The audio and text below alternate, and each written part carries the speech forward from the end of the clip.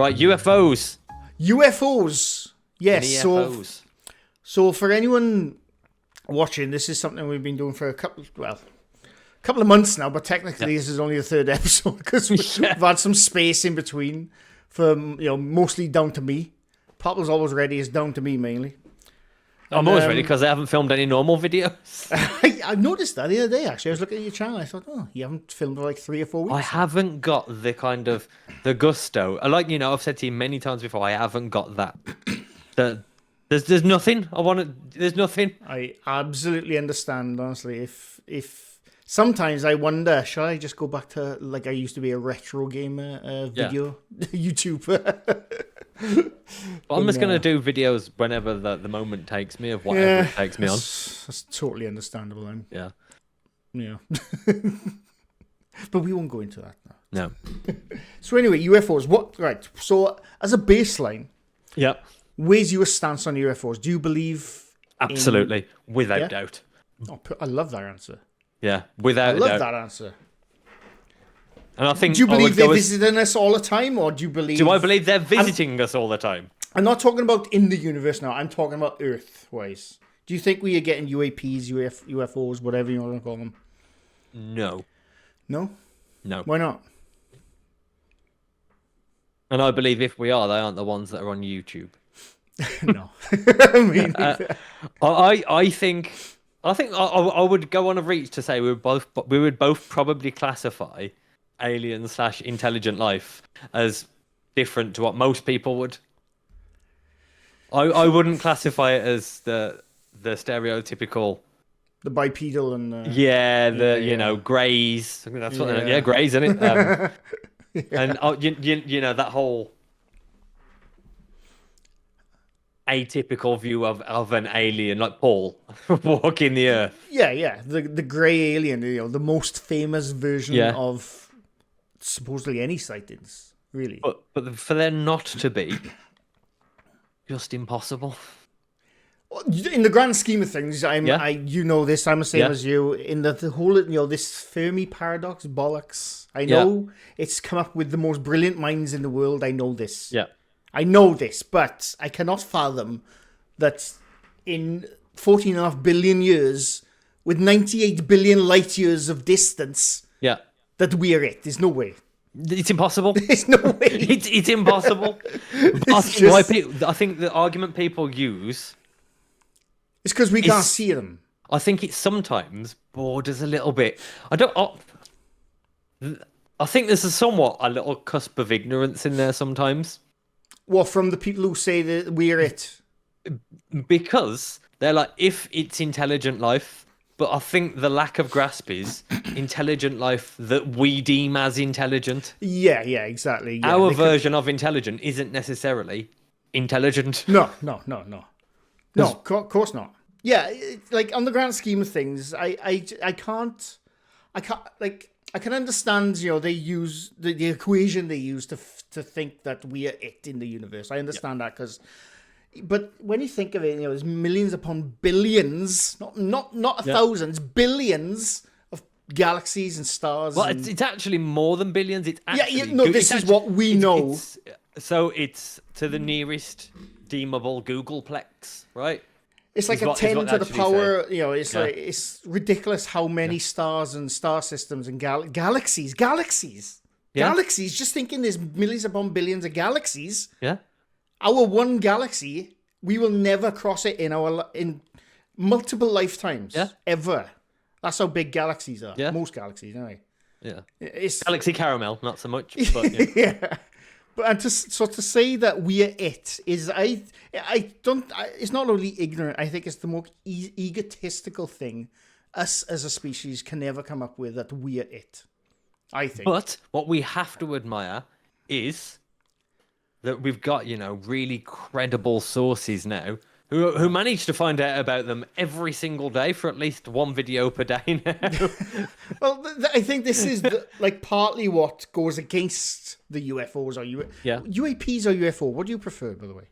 I'm old-fashioned. I'm UFO. UFO, yeah, I'm as well. I know the UFO. UAP is more broad, but UFO, UAP is more searchable, and that's why they use it.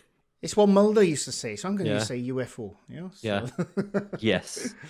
But no, like, obviously, we're going to go through some stuff now with my notes. But obviously, people have been sighting UFOs or having experiences since about 4,000 years ago. Yep. All right, so how can then we say that all those people are wrong? Are they wrong? Are they delusional? Or is there something else going on?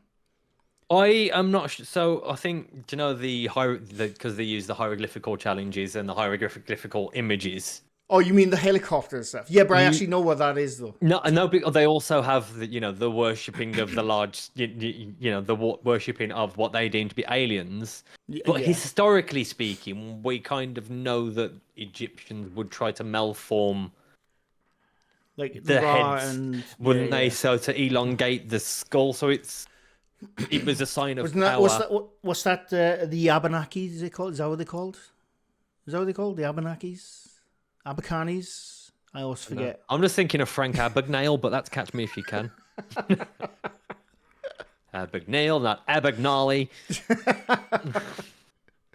But no, like if so many people throughout history has had sight, it's not just like single people; it's like groups of people. Yeah. Can we just dismiss them as they were seeing the gases rise off swamp gas and, with the light from Venus? Can we say that? Or can we just say, oh, maybe they did see Have something? you ever read or heard a first-person eyewitness account which you've thought to be credible? Quite a few. Really? I genuinely, and even though I'm looking at it, I think it must be something else. But I've read somewhere thinking, it could be something to it. It could be. Because the way I'm thinking, like with ghosts and all that, it's different. You could absolutely run that off that they were half asleep, half awake. Yeah. Something like that. That's why you saw the dude go through your wall. He could say, I'm not saying there is, but he could say that. But when a group of people see a disc-shaped or cigar-shaped, they sometimes say UFO in the sky, and especially if it's military. But so again, just to counter that, go on. what is the most popular one that everybody knows? Well, Roswell. No. So the most popular one, hundreds of people saw it, and it's still nowadays depicted as one of the most definitive proofs, and it's been debunked and Which one's destroyed that? many, many times. Wasn't it San Francisco? Oh, was it in the 1940s? Is that Yes. with the what they call it, the Battle of the? Is that the one I'm thinking of? Yes, They it's call- exactly what you're thinking of, yeah. And Yeah, do you I know who actually got to the bottom of it? No. Jack Osborne. Oh, really? Yeah. And they used to have a show which they're doing like another show now. He's I doing do a show remember with- I never watched it, but I Yeah. do remember the show they had. Yeah. Yeah, and it was on there as well. They did like a fact Really? or fake show, him, Kelly, and these other three guys, and what they used to do. That whole show, the premise of it was it's very much what probably very close to mine and your hearts is. They would try visual effects first to see where the visual effects were, but then they would go Okay. to the location, and like they would literally just pull apart and debunk everything. Nice. It was I love really, that. really good. I will see if I can find the series name. It used to be on, Sci-Fi Channel. Okay, I'll have to look that. I'm aware of the show, but I've never watched it. So good, it really was. They were the people. So that what was it absolutely- then? The show. No, the explanation. I cannot remember for the life of me. Wasn't it? I thought it was in LA. See, the one I'm thinking that was the battle in the skies above LA or something. It could have been LA. I'm geographically remedial, so it could have been. I don't know what's near That's where. the one I'm thinking. No, for before we go any further, I've never once thought that was credible. See, Yeah. If you were talking about credible sources, that'd be way Go down the line for me. That the battle of Hit LA me or with the whatever. sort. I know you've got notes on a couple of credible ones there. Let's get the bloody notes out then. Okay, Let's I get the have notes notes. So there's a couple of like I looked up some when are the earliest sightings, and I looked what are the most credible sightings, and there's a few here. There's one in the Tully Papyrus is called in 1480 BC. Okay. right? Now, obviously, the Egyptian stuff, obviously Yeah. 4,500 years ago. Before we go further, the hieroglyphics part. Now, when you're talking about the Yeah. hieroglyphics and the helicopter and the, Yeah. I think it's like a Harrier jet or something. All right. So I saw this on a television program, I think. Well, I know the explanation of that, by the way. Have you heard of this one? No, go on. Because everyone always points out, look, the Egyptians were painting helicopters. It must be Boeing time travel. 747. Must be time travel and UFOs, and that's how UFOs. But basically, I watched a documentary a couple of years ago, the hieroglyphics, those specific ones. Basically, they were two sets of hieroglyphics sandwiched together. Like one was done 2,000 years before the next set of hieroglyphics. Right. They were just done over and over, because due to the erosion over like 4,500 years, it peeled back some of the earlier hieroglyphics to reveal the older hieroglyphics, and it just so happened to match up to sort of look like a helicopter and a fighter jet and stuff like that. That's basically what it is. It's two sets of hieroglyphics, 2,000 years apart, with 4,000 years of erosion. But I think this is where a lot gets lost, and I think the only thing that's ever really been baffling completely was something like the Voynich manuscript. Do you know what? I love that, right? I love the Voynich manuscript. I've got it on my phone. I've had it on every phone I've had for years, and sometimes I get lost and start scrolling through it. Yeah, I've been reading about that for so many years, and one part of me wants to, think it's some ancient manuscript, written by some ancient scientist about what he saw or whatever in this ancient land. Then another part of me, what if it's just a kid's book written by someone about 15,000 years ago or something? I've always just thought perhaps it's just a weird botany book. Yeah, I know. Yeah, it is very botanical at its core. It is, yeah, it is. It's a fascinating bloody read. Oh, it is. I mean, I love stuff like that. I've always been fascinated by it, and I've always kind of because it comes into that it is alien in nature, because it's alien to us. Do you know what I mean? Yeah. Oh, yeah. And I love that the same way as, even as like a 16, 17-year-old becoming obsessed with this cicada mysteries online and stuff like that. I know. There were just so much around it, and it was that connection to it was the connection to UFOs and the aliens, and it was just brilliant how it just went on. I've been obsessed with like UFO stuff, alien stuff since I don't even know, probably like 10, 11 years old, 12 years, probably the same. Around about the same time as X-Files started. I don't know, so, or maybe before, I can't remember, but I've always loved stuff and the mystery surrounding it. It's just, I love UFO stuff more than I love paranormal stuff. Hands down.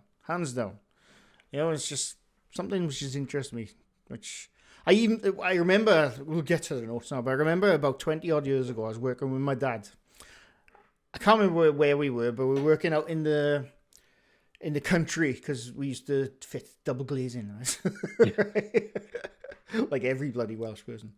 But anyway, we were working out in the countryside, and it was in the winter, and it gotten really dark, like about 4 o'clock, so it was pitch black, and we had to use torches to finish our work. We were just finishing up, and I was loading up the van, and I'll never forget this, because I even said to my dad, and he said, "Don't be full fucking stupid."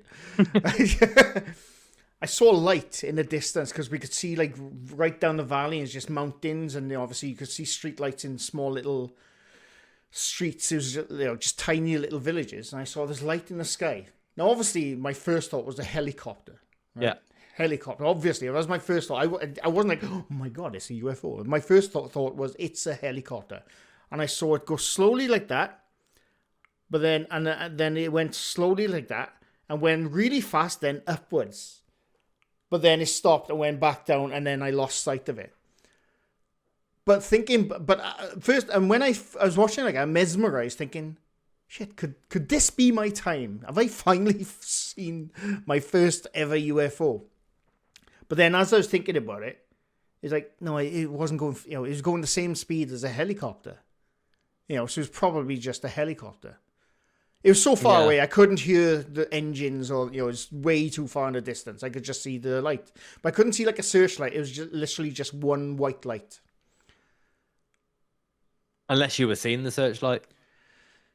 No, that's what I mean. It could have been the searchlight, but I couldn't see this. Because I saw a thing the other day on Facebook, and it was really, really interesting.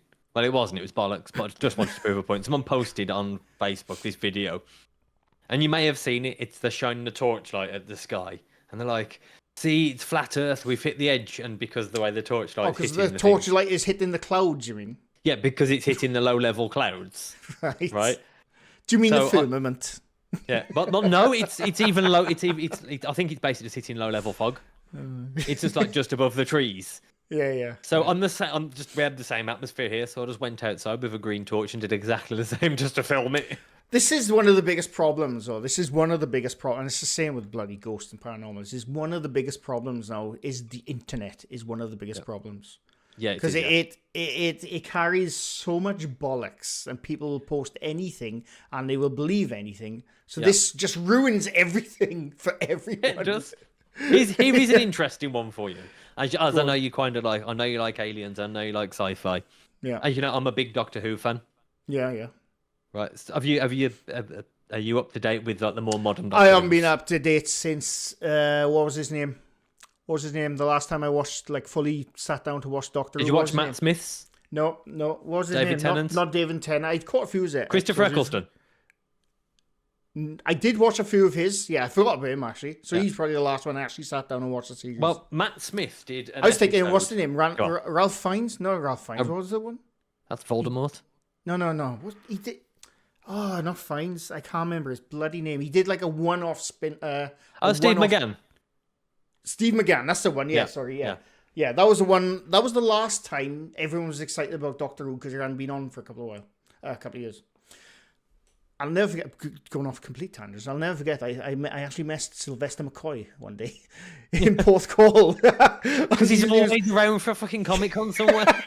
no, this was at the time he was Doctor Who. This was the time he was Doctor Who. I was a kid. I was a kid in Porthcawl. And Sylvester McCoy was just walking around Porthcawl. Porthcawl is like a holiday resort in South Wales. But yeah, I couldn't believe it. Sylvester McCoy.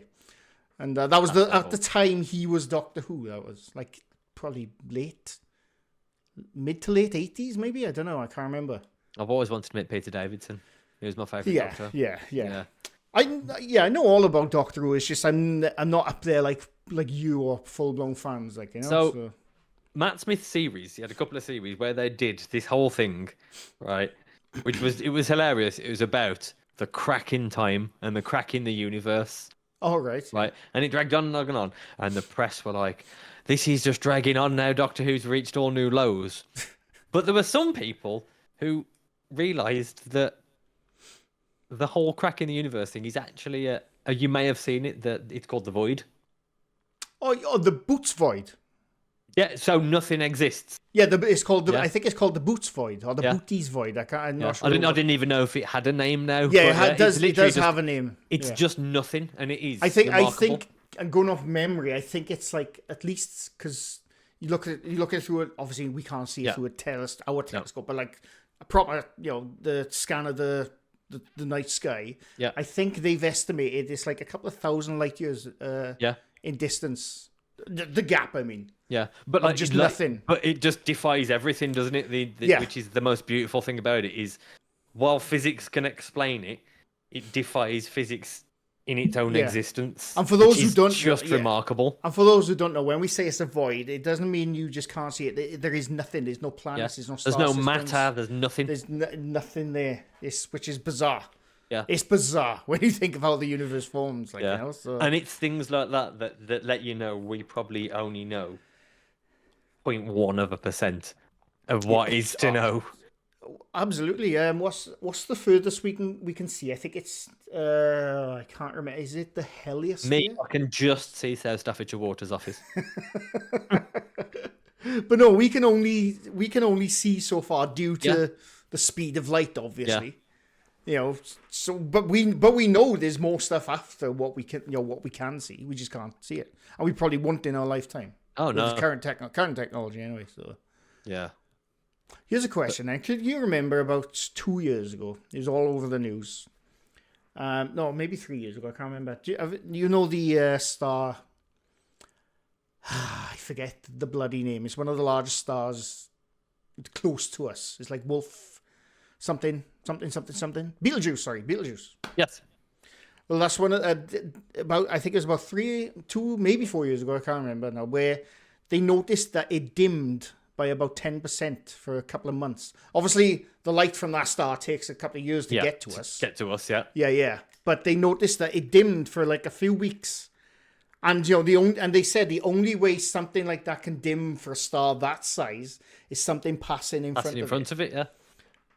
Which I think they still don't know to this day, by the way, what that was. But I think they came up with a few theories, like it was like a cosmic dust or something, or a planet had exploded. When was it? About 3 or 4 years ago? I can't remember. I think it was. Are you sure it wasn't last year? Because it could have been all Laney and Ben subscribers running past it at one time. No, in my head, it's fairly recent, as in a couple of years, But the star dimmed by 10%, and 10% of a star dimming is massive. Yeah, it is. It's massive, huge.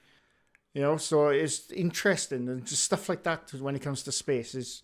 I love anything to do with space. I am absolutely insane about space. It's like the common misconception about the dark side of the moon. Yeah, it's not dark. It's just we can't see it.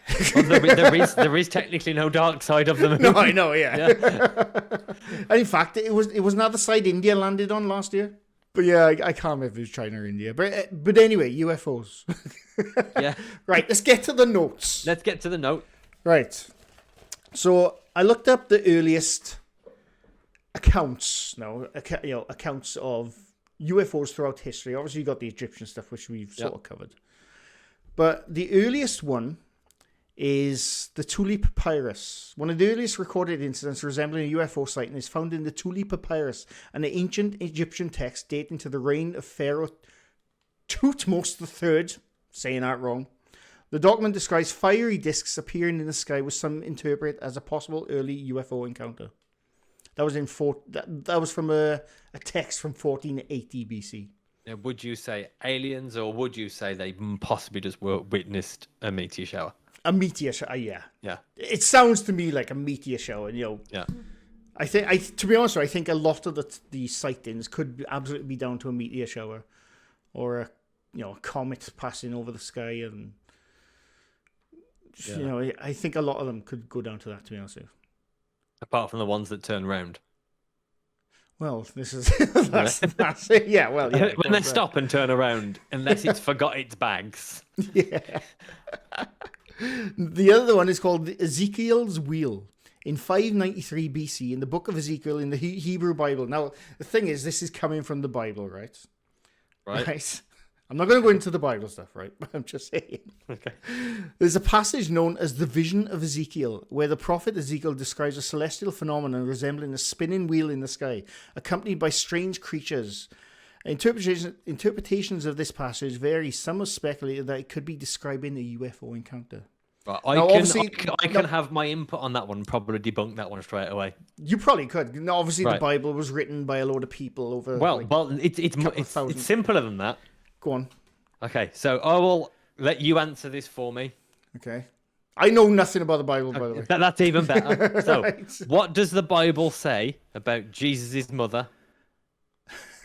What do they call her? The Virgin Mary. Nowhere in the Bible, originally, does the word virgin exist. It doesn't say she was. It doesn't say she was a virgin at the time of birth. Well, It just says it was an untouched birth. Doesn't say. So because of translation, I'm going to get the names hopefully right. Thomas More, Thomas Cromwell, Henry VIII. Yeah. Were basically the people that redacted a lot of the Bible, translated, gave us what's now the King James Bible. Yeah. Right. A lot of it was open to interpretation. Because if you think about the way that language has evolved, especially in the United Kingdom, because we had the language of Scotland, we had Gaelic, we had Celtic, we had whatever they spoke in Cornwall at the time. We had basically the old, before we started speaking French for a couple of hundred years, we had, I think the four main languages. I think the four main languages were ancient Welsh, ancient Cornish, ancient Gaelic, and the other one I can't remember.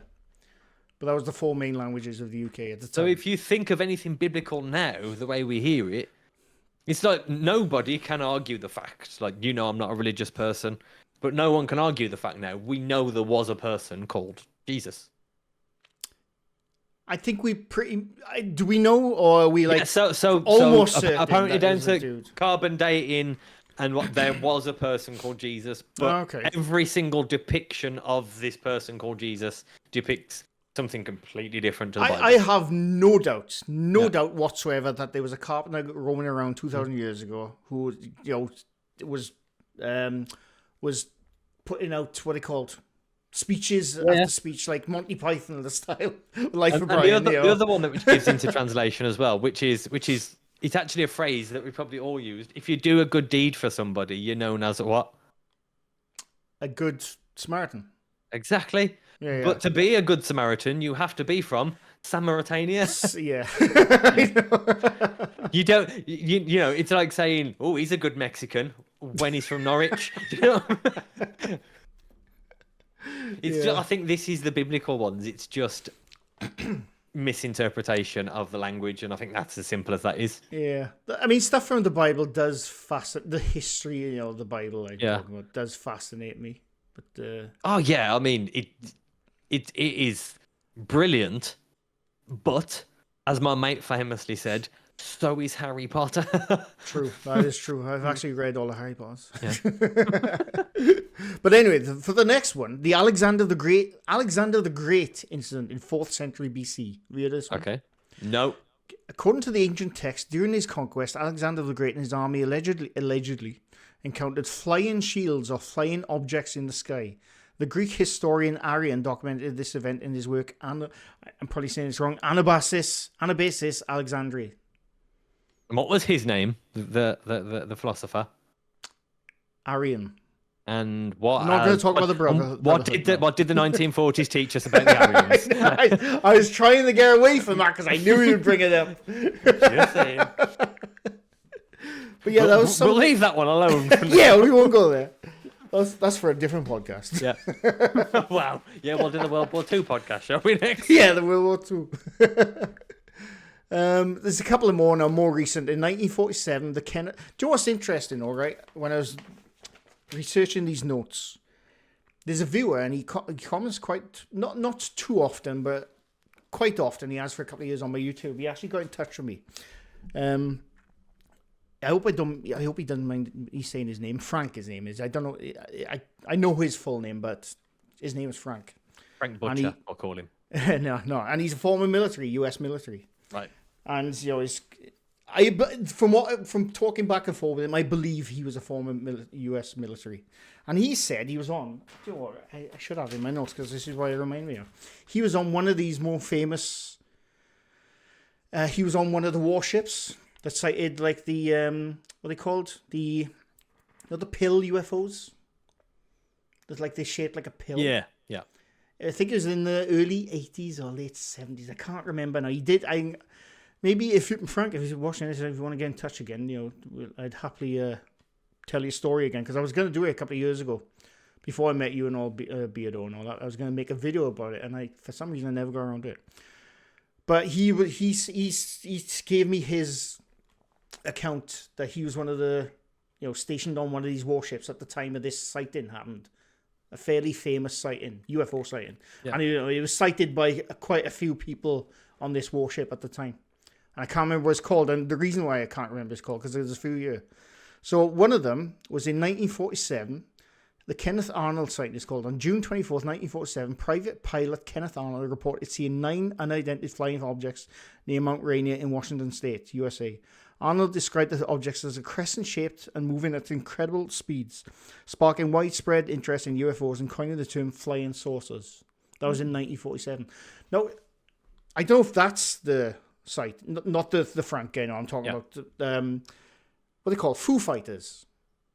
No, the band Foo Fighters. Yeah. They got their name from the Foo Fighters were lights the pilots would sometimes see flying through, past them in World War II. Have you heard of that? No, I have not. That's where that's where the term Foo Fighters came from. Basically, I thought they just missed out the Kung from it. No. The Foo Fighters term comes from World War II pilots, from both sides, by the way, not just Allied, but from the other side as well. They would sometimes see lights flying across the bow or whatever, or flying past them at amazing speeds, and they started calling them Foo Fighters. What do you think about Is that because they go? Probably. Probably. I think that is a Foo Fighter, yeah. I just thought that was interesting. Right, But so you imagine the discussion during the football match on Christmas Day when they came up with the name, like the English and the Germans. They're having a game of football because they're all coming down from apparently a load of speed the day before. Yeah. And they're like, yours is it? And the English like, tell you, and that's where it comes from. It's a possibility, Bob. It is. They missed that episode in Blackadder. I used to love Blackadder. Me too. So much. But, the last three incidents. 1952, Washington, D.C. UFO incident. In July 1952, multiple UFO sightings were reported over Washington, D.C. and nearby military installations. Radar operators tracked unidentified objects flying at high speeds and performing maneuvers that seemed to defy aircraft capabilities. The incident prompted a government investigation and remains one of the most well-documented UFO sightings in history. That was in 1952. So this is what I was saying about when you can you deny when a group of people sight something? You know, it's hard. Where I get lost is like, do you know the government expert who testified, and then he just got his ass handed to him by the guys at Corridor Crew a couple of months ago. David Grush, that is. Yeah. Yeah, I know exactly who you're talking about. Yeah. And he literally it was being shown the two exact images, and he's like, they're not the same. And he's like, they are the same. He's like, they're not. He did apologize afterwards, didn't he? Oh, I don't know, did he? I don't. Yeah, he did apologise because he then realised just how big Corridor Crew were and how stupid he looked to a lot of people. Well, the thing is, I was The problem is, again, to the bloody internet, I can't believe anything these days. And even though this David Grush, he is a legit former analyst. What was he?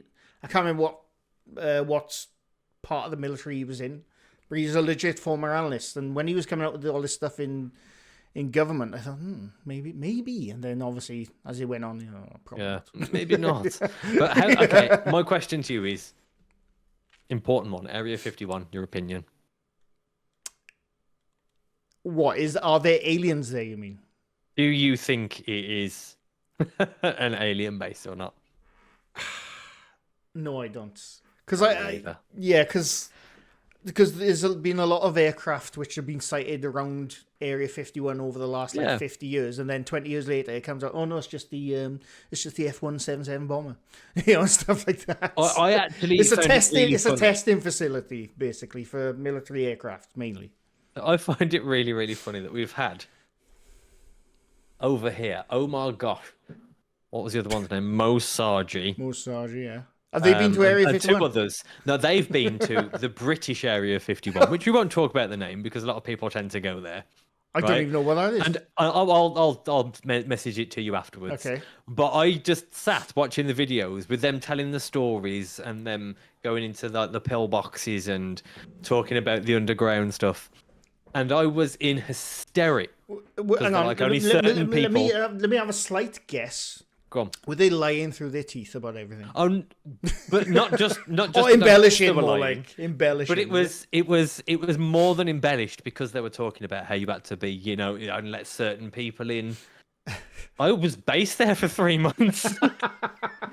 It is not what they think it is. Private Pavel was there. It's basically a file box. That is it. It's one large filing cabinet. I'm unsurprised that something oh my gosh and more Sargi said were untrue. I'm unsurprised. There is no way from the pillboxes to the mainstay. Is it or to the base? So is it an abandoned base? It is half abandoned now. The base? mainstay is still used for officer training. Oh, okay, you'll have to let me know where I gather because there was a cut. I gather that someone came out of the officer training facility.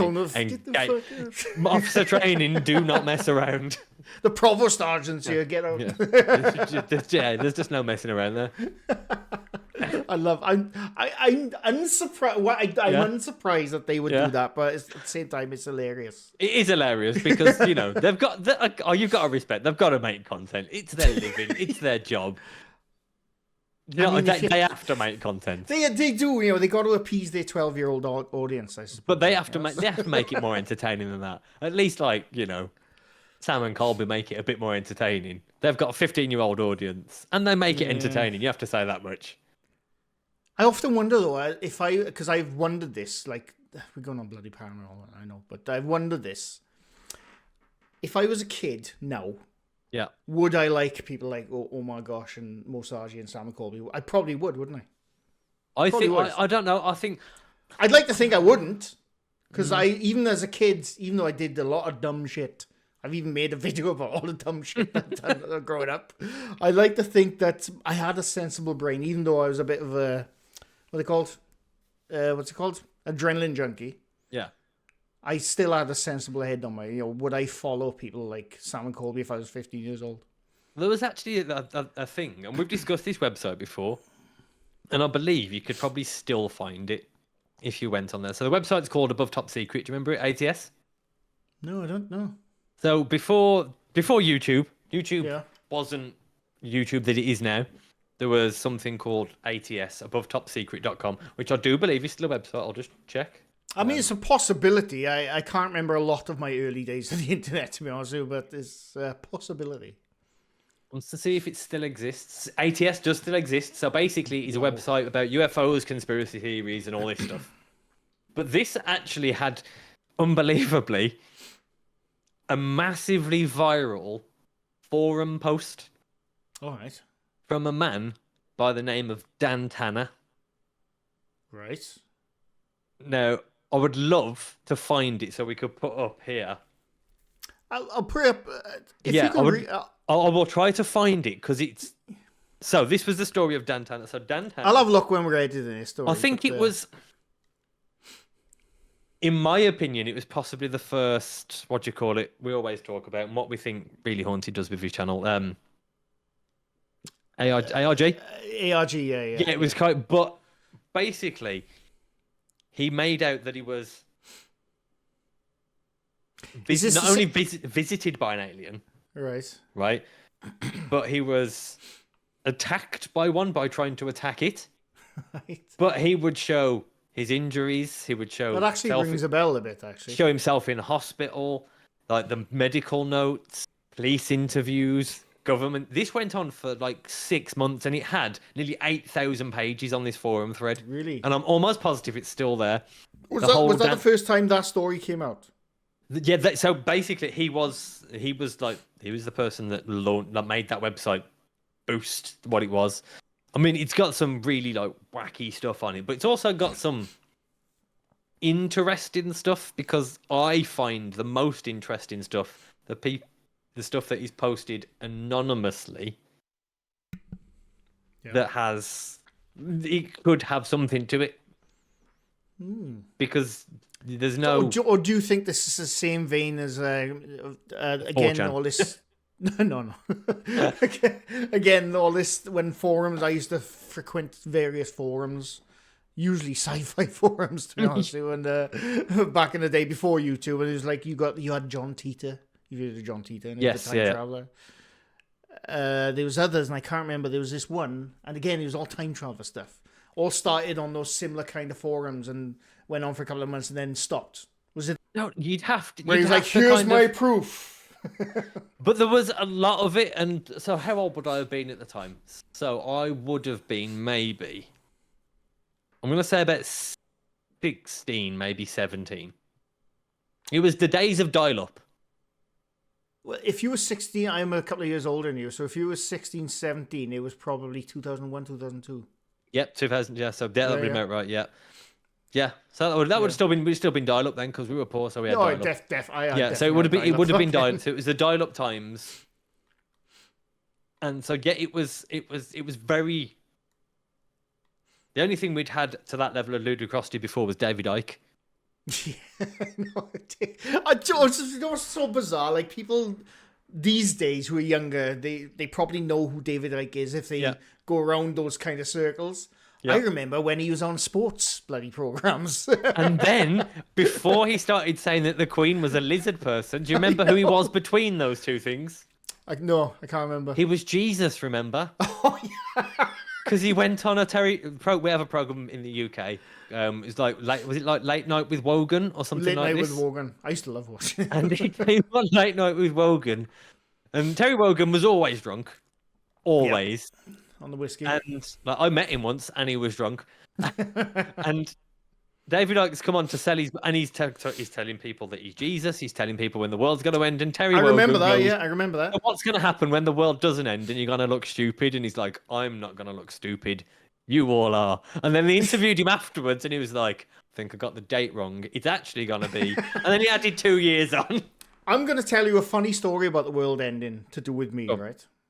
And this is why whenever someone comes out with the world's ending, it's hilarious. And at the same time, it pisses me off a bit.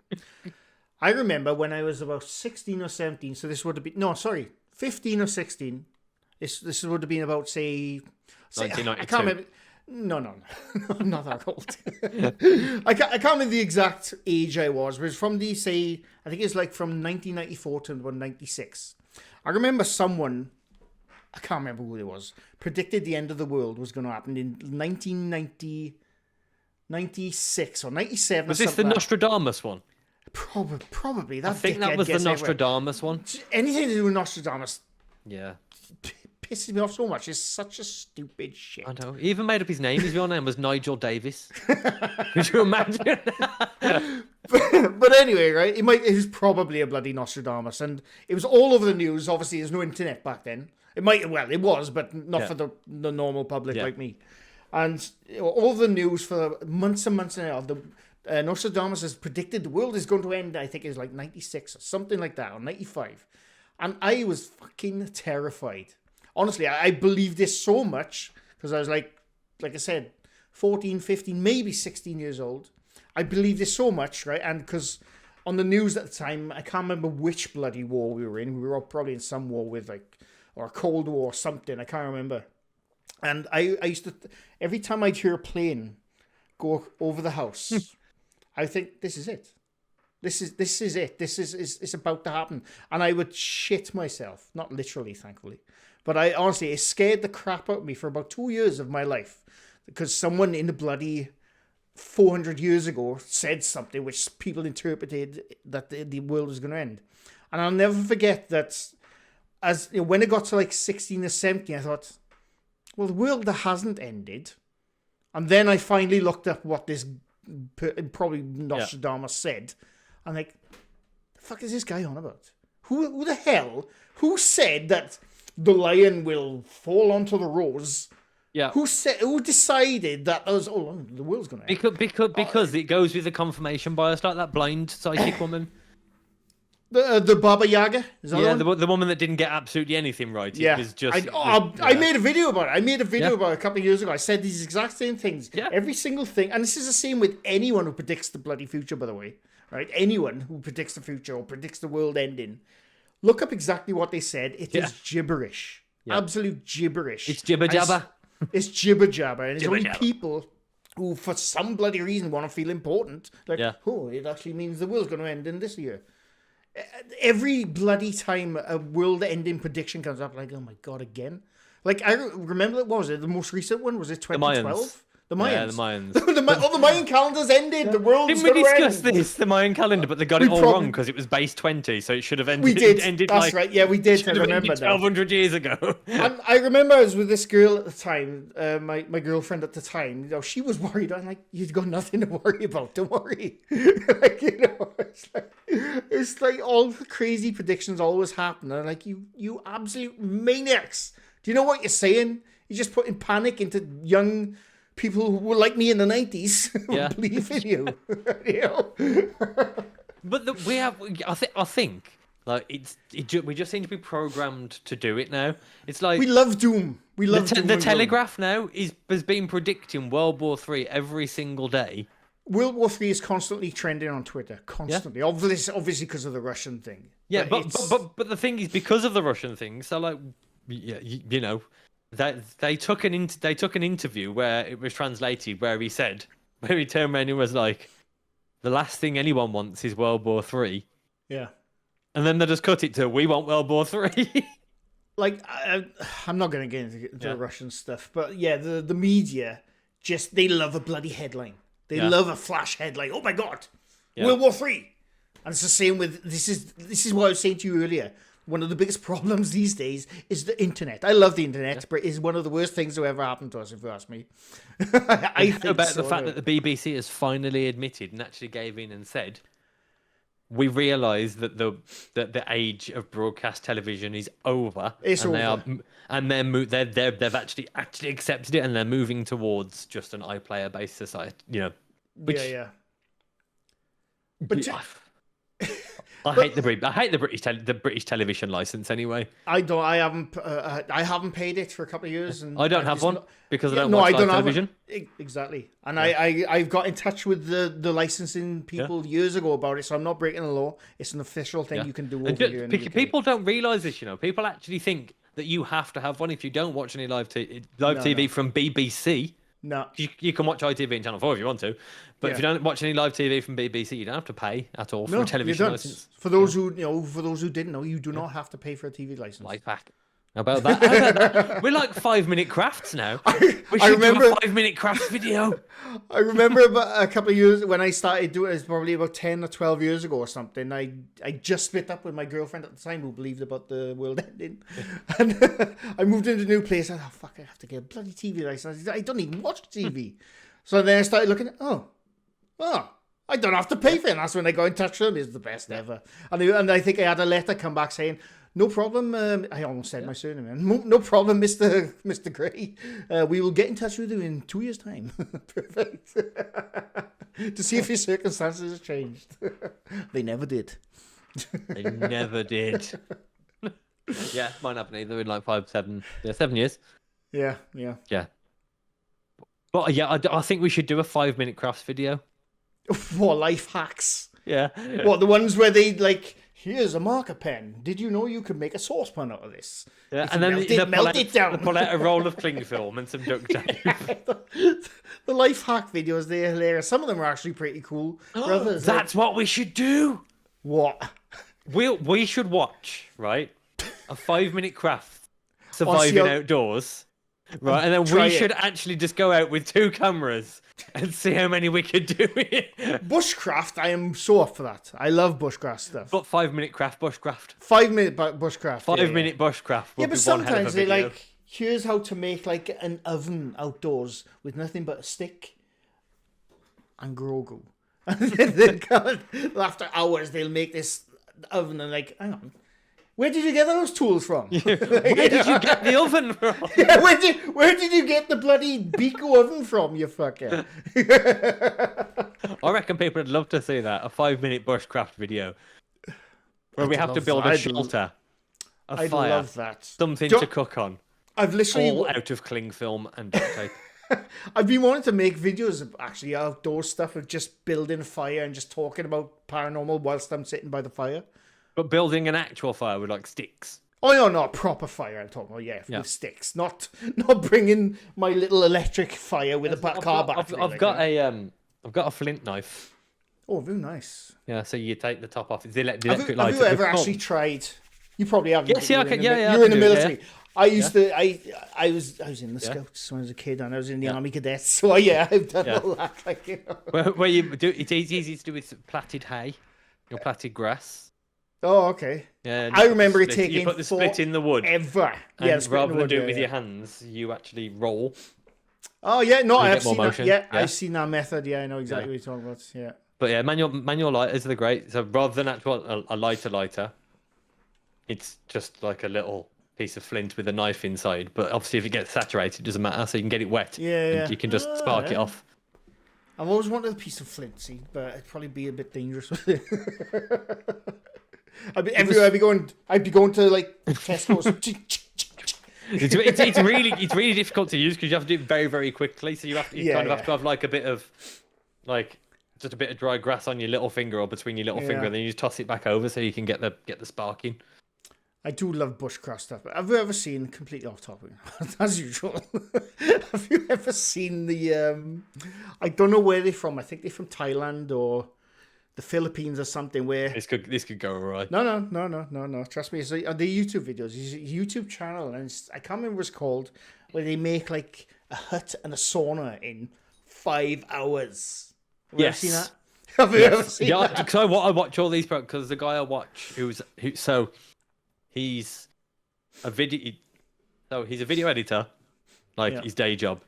But what he also does is he does like so he takes a 3D printer into the wilderness and then survives off what he 3D prints. But like he's got like a massive power, like untransportable power supply. Whatever it can fit in a wheelbarrow, basically he takes. Well, so he has to wait like 8 hours to make a knife. Or well, because now they don't. So I've got like a high speed one. What used to take me 8 hours now takes 40 minutes. Oh, okay, right. So, yeah, nice. so the Grogu that you've got there, I can print in that about took 25, a few hours. I can print that in about 25 minutes now. Is it? I can't remember, but I'm guessing that probably took like 8 to 9 hours, probably. That would have taken on an older a couple of years ago. A couple of years ago. Maybe 9-10 hours. Yeah. But no, that channel I was talking about, the ones where they make like a hut and a sauna, and like bloody amazing builds. Yeah. And they're all like, oh, here's us digging out the mud with their hands, and here's us going to the pond with nothing but a bucket, and then they make like a bloody Olympic-sized swimming pool. But could you imagine us both doing outdoor survival? Just for a day. We'd just basically take a couple of cameras and just see what we could do in 6 hours. I'd love, honestly, that'd be my best day ever. That'd be an amazing video. I like being in the outdoors anyway, so I would absolutely love that. But no, but going back to that video, people started spotting like caterpillar tracks from diggers and stuff. so these two people weren't doing what they're doing. They were making out to make this stuff, and then people spotted like in the like little like a bucket from a caterpillar digger. Yeah. In the bush, just lying through their teeth. And this is again going to the fact that you cannot believe anything you see on the internet. Well, this is why we should take those little toy ones with little scoops with the Tonka trucks ones. Yeah. Yeah, the Meccano set. That would just be one hell of a day. I reckon people should vote. Just put in the comments, go outdoors, and then we'll go and do it.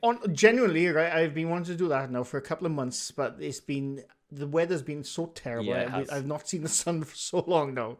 I mean, I'm pale anyway because I'm a bloody ginger, but Jesus, I'm almost see-through now. So that adds to the survival aspect before you catch fire. The gingerness. Yeah.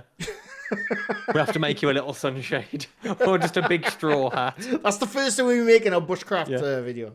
Yeah, we'll do a Welsh outback bushcraft video. Honestly, it's nothing about that sounds bad to me. Honestly, I think it sounds wicked. Just a couple of axes, some flints. Yeah, I love it.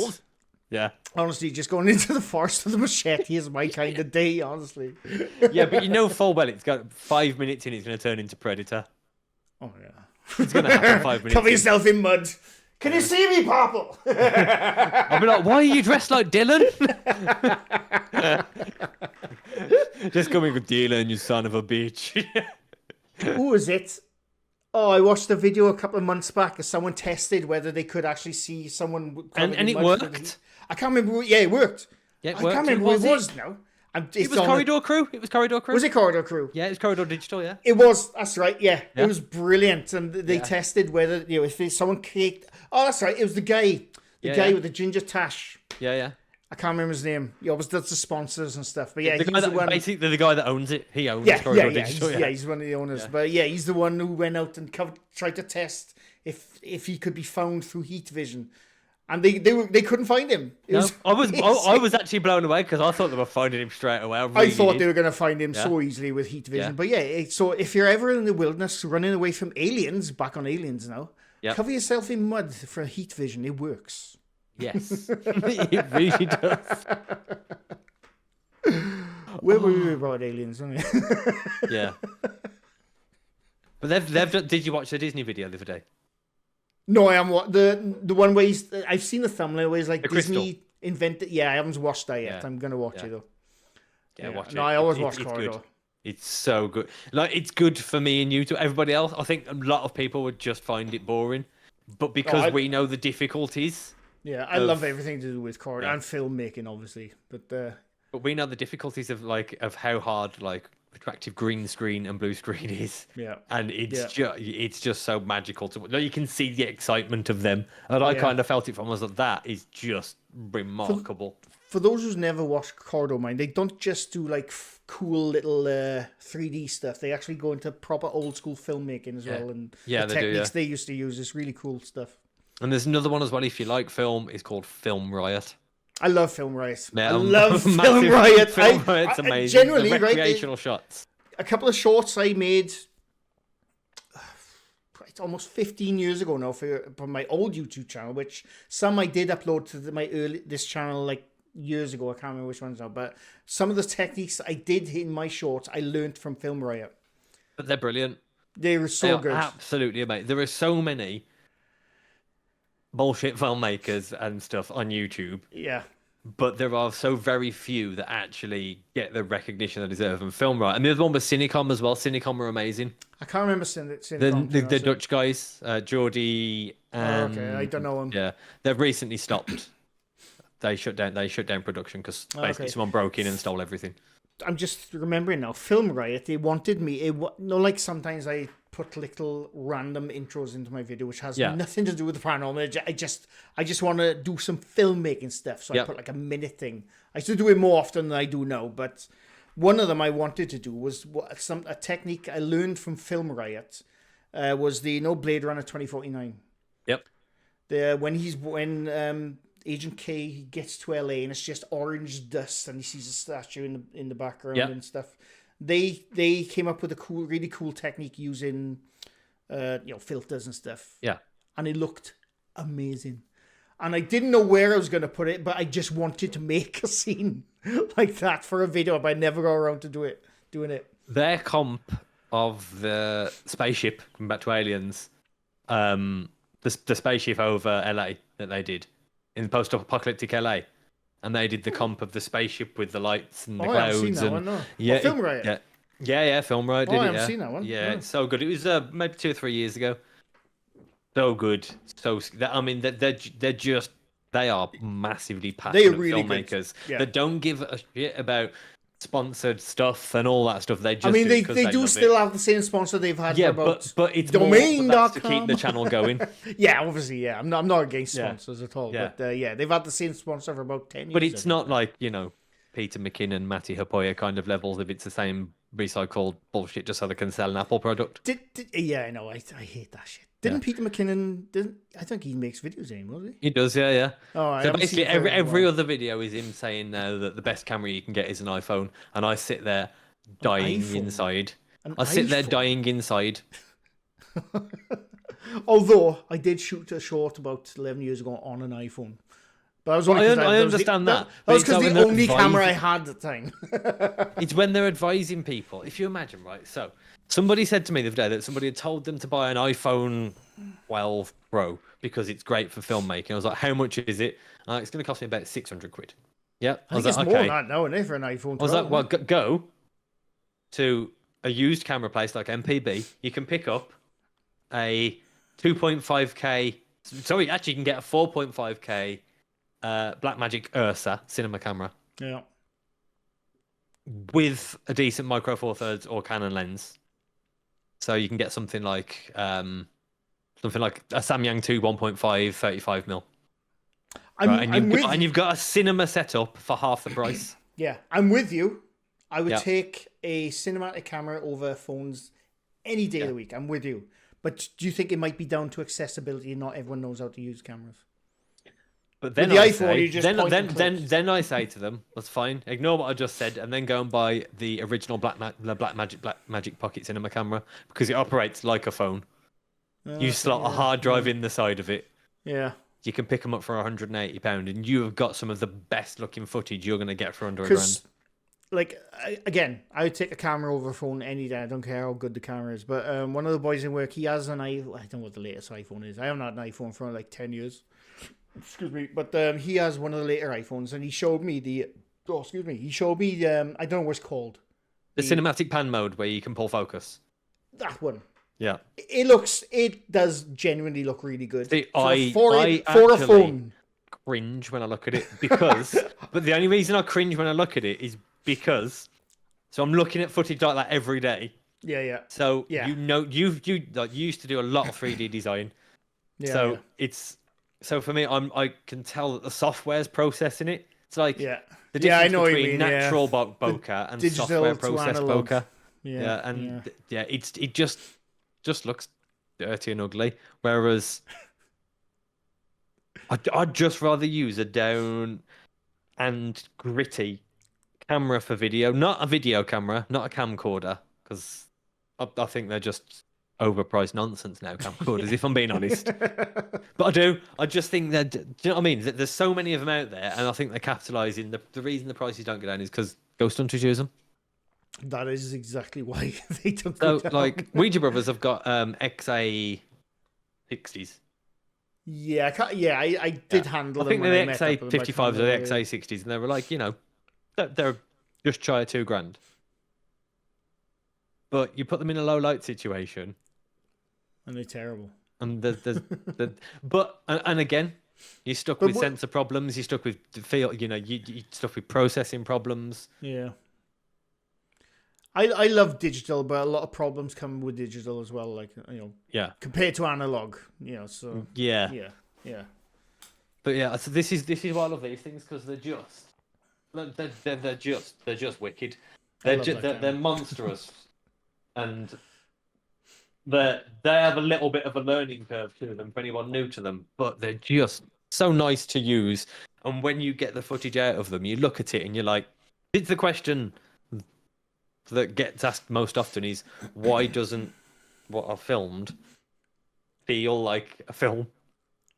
All right. And a lot of people say it's dense. Of course, you've got lighting to contend with, but a lot of it is the way that frame rates process with cameras like this. Yeah. And the way it processes color, the way it actually processes the file, the fact that you're not filming it in MP4. You know what I mean? Yeah. You've got so many different things to contend with that unfortunately YouTube will just try to sell you a photo camera now. And they will. The problem is as well, you could make it look as good as you possibly can, but YouTube will always degrade it anyway. Oh yeah, it compresses everything. Compresses the crap out of everything. It's like you look at like the influencer camera that everybody got, which was the Sony A7 III. Yeah. I've always wanted one of them a couple of years. I haven't, a couple of years ago I wanted one, but they're way too expensive. Way out of my bloody. But the problem with them is, so I've got one. So this camera angle is one up here. So the second camera angle is one. Yeah. This is an A7 IV on this one. But I don't bother taking them out for anything else because, really, despite the fact that these were client-paid for cameras, that they were oversold and overhyped by sponsored YouTube channels. That's it. Yeah. I'm poor. I couldn't afford them anyway. So. But you don't need to spend that much money to. No, I know. This camera I got, yeah. I spent a couple of $100 on it, but it's one of the best cameras I've ever. It's a great camera. It's an amazing camera. Yeah. And it has the same sensor as an A7 III. Yeah. It's the same. It's the same sensor. I know. But I think there's just too much of the wrong advice on YouTube now. Everyone will tell you to buy this camera, that camera, this camera, that camera, and it's all bollocks because you can do it. People have the accessibility to get up and do it for a lot less than they think. Well, if you use your head, it's surprising what you can do with the shittest camera, like So, yeah, absolutely, yeah. Creativity is a key thing when it comes to that. Yes, I've just realised it is 7:02, and I've got a live in 25 minutes. Oh shit! Yes, okay. So before we sign off, yes, aliens. Aliens. What do you think? Right, here's your thing. Do you think? Right, I'm gonna get a couple of fast questions to you because you have to go soon. Now. Do you think we're being visited by aliens? No. Do you think we'll ever be visited by aliens? Yes. Yeah. Do you think aliens can travel vast distances faster than the speed of light? Sorry. Yes. Yeah. Because if we as a human race can get as close as we can to approaching the speed of light, and we have managed to push protonic mass forward in time. Yeah, mass. Yeah. Yeah. So we've managed to push protonic mass forward then I would say yes, it is plausible. The nearest star system is the Alpha Centauri system, which is Right. 4.5 light years away. Yeah. Do you think we're ever going to get there in the next 100 years? Do you think we'll get there? Not me and you, but No. you know, us as a species, do you think we'll ever get there in the next, say, 100 to 200 years? No. If you're traveling at the speed of light, it'll take you 4.5 years. But Yeah. obviously, you know, the larger the object, the bigger the mass, and Yeah. the faster you go, the bigger the mass, goes. So, But yeah, do you no. think no? No. Do you know what's interesting about the Alpha Centauri? It's a tri-star system, Right. and I've been watching Three Body Problem. It's really good. You were on about this. It's a really good TV show, honestly. But yeah, I thought I just dropped that in. So. But yeah, I just don't think we will get there. Yeah. But then you also have to. I mean, Some of the strangest questions are that I think we have to ask is, if we sectorially break things down, we pretty much froze, and then all of a sudden we had a gap of like 25 years where we became amazing as what a do you mean race. freeze now? What do you mean freeze now? So if you look, so yes, so obviously the technology that created the radio went into creating Yeah. the television. Yeah. yeah. Communication devices, telephone, and then if we just say from iPhone, for example, if we take the iPhone as the pinnacle, imagine from that day onwards how far we've come. Yeah. That is questionable to like. Where the fuck did we get that? Where did we get that forethought from? Well, everyone knows, Purple, if you're up on your aliens and UFOs, everyone knows we had silicon chips from aliens, we had Velcro from aliens, we had Velcro. we had the pen that works in space from aliens. You should know this, Purple. But how about the aluminium foil that was created in alumi- space? You know what I'm on about here. What, the aluminium foil from the Roswell incident? You mean? Was that the film, the Roswell incident?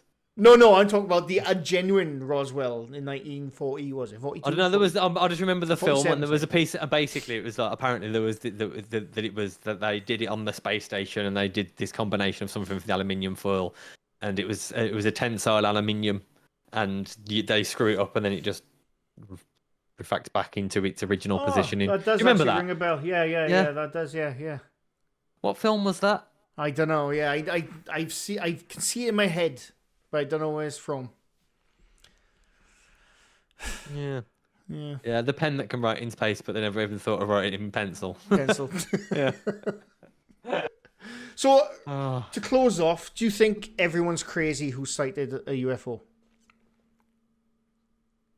Do you think all the thousands of people throughout history who have sighted, not just on their No. own, but in groups of people, do you think they're nuts or do you think they're onto something? I think sometimes groups of people can go through with something we've discussed before, Mass hysteria. mass hysteria, and it is. We know it's a thing, Yeah.